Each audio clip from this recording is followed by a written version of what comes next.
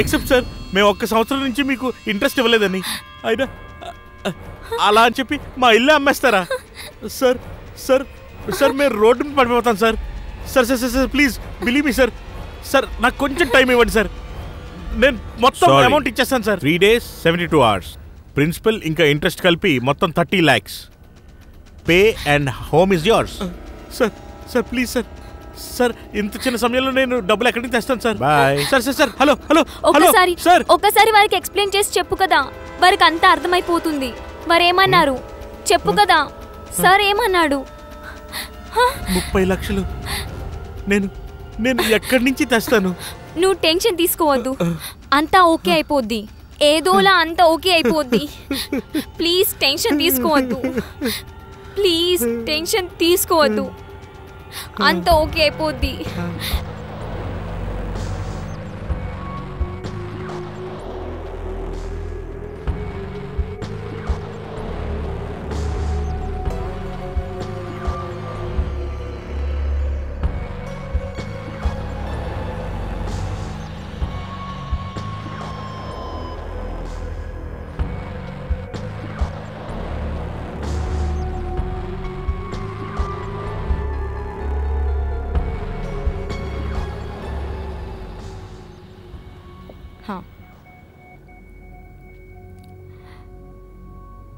నా వైపు చూడు,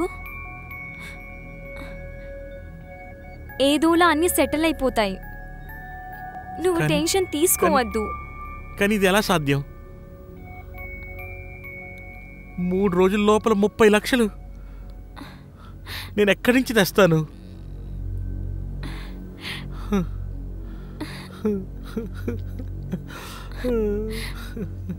విను కదా,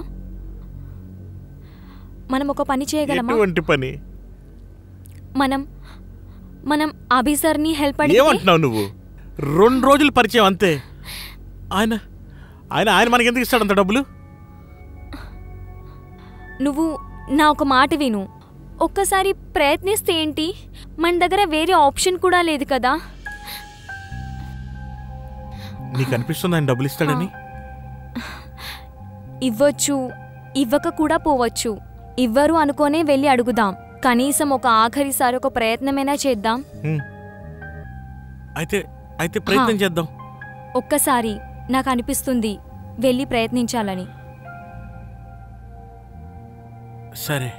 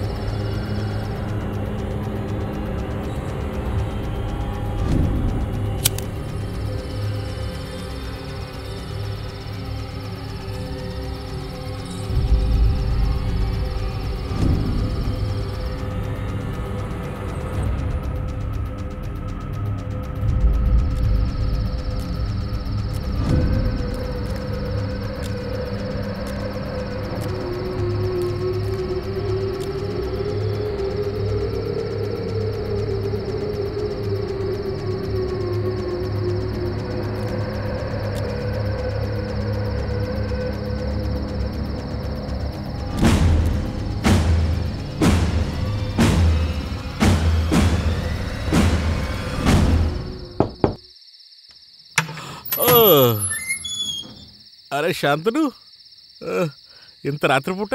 సారీ అబేర్, నేను డిస్టర్బ్ చేశాను. అరే ఏం పర్లేదు. Any problem? ఏమైంది? అది అంటే ఏంటంటే, హ్యావ్ అ సీట్ ప్లీజ్.